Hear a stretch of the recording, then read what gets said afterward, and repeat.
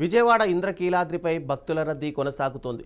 AP speaker Ayyanna Patrudu, deputy speaker Raghuramakrishnaraju, hero Muralimohan, Telangana speaker Prasad Kumar, మాజీ మంత్రి తలసాని శ్రీనివాస్ యాదవ్ అమ్మవారిని దర్శించుకున్నారు. ఆలయ అధికారులు వారికి ఆలయ మర్యాదలతో స్వాగతం పలికి ప్రత్యేక పూజలు నిర్వహించారు. అనంతరం వేద పండితులు ఆశీర్వచనం అందించగా అమ్మవారి లడ్డూ ప్రసాదం చిత్రపటాన్ని అందజేశారు.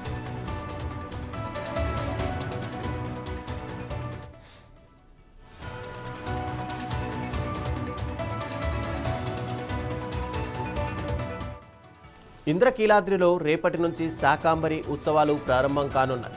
ఈ సందర్భంగా అమ్మవారిని ఇంటి ఆడపడుచుగా భావించి తొలి పంటను సమర్పించనున్నట్టు ఆలయ అధికారులు తెలిపారు. ఇప్పటికే దాతల నుంచి 12,000 టన్నుల కూరగాయలు వచ్చినట్టు వెల్లడించారు. 3 రోజుల పాటు కందంబ ప్రసాదాన్ని భక్తులకు అందజేస్తామని చెప్పారు. వీఐపీ రద్దీ ఉన్న సాధారణ భక్తులకు ఇబ్బంది లేకుండా ప్రత్యేక దర్శన ఏర్పాట్లు చేసినట్టు ఆలయ ఈవో తెలిపారు.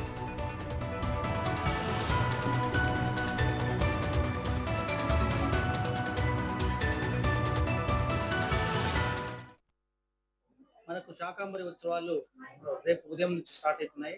ముఖ్యంగా 27, 28, 29 3 రోజులు కూడా శాకాంబరి ఉత్సవాల యొక్క ముఖ్య ప్రతీక ఏంటంటే ఇంద్రకీలాద్రి కనకదుర్గ తల్లి గారు కరుణకు ప్రతీక అని పురాణాల్లో మనం చదువుకోవడము వినడం జరిగింది. ముఖ్యంగా దేశంలో కానీ ప్రపంచంలో కానీ క్షామం అనేది ఏర్పడినప్పుడు అమ్మవారు కరుణించి మొత్తం కూడా రైతులందరికీ కూడా సుభిక్షంగా పంటలు పండే విధంగా గ్రీనరీ మొత్తం పాడి పంటలు అన్ని కూడా బాగా వచ్చేటట్టు ఈ యొక్క కరువుని పారద్రోలి చేసినప్పుడు ప్రజలందరూ కూడా అమ్మవారికి ఒక తోబుట్టుగానో ఇంటి దేవతగానో అలా మొత్తం పండించిన పంటలన్నీ కూడా అమ్మవారికి సమర్పించి కృతజ్ఞత తెలుపుకోవడం అనేది ఈ యొక్క ముఖ్య ఈ 3 days కు సంబంధించి. ఆ విధంగానే మనకు యథావిధిగా ప్రతి సంవత్సరం లాగా జరుగుతుండే విధంగానే కొంతమంది డోనర్స్ మనకు అమ్మవారి మీద భక్తితో ఈ యొక్క వెజిటేబుల్స్ ని డొనేషన్ చేస్తున్నారు. దాదాపు ఇప్పటి వరకు 12,000 కేజీలు అంటే 12 టన్స్ వెజిటేబుల్స్, దాదాపు 8 రకాల కూరగాయలు అనేది మనకు వచ్చింది.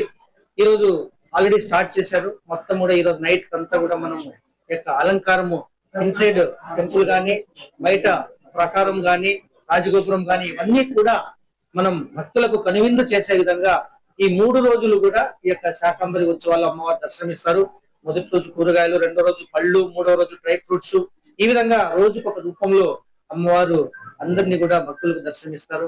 ముఖ్యంగా ఈ 3 రోజులు కూడా మనము పవిత్రంగా భావించే కదంబ ప్రసాదం భక్తులందరూ కూడా వాస్తవంగా ఈ కదంబం ప్రసాదం గురించి చాలా మంది ఎక్కడెక్కడో నలుమూల నుంచి వస్తారు. ఇది ఎక్కడా ఉండదన్నమాట. అటువంటి కదంబ ప్రసాదం మనం దేవాలయంలో ఈ 3 రోజులుగా ఎక్కువగా మనం ప్రత్యేకంగా తయారు చేసి భక్తులందరికీ ఈ ప్రసాదాన్ని కూడా అందివ్వడం జరుగుతుంది.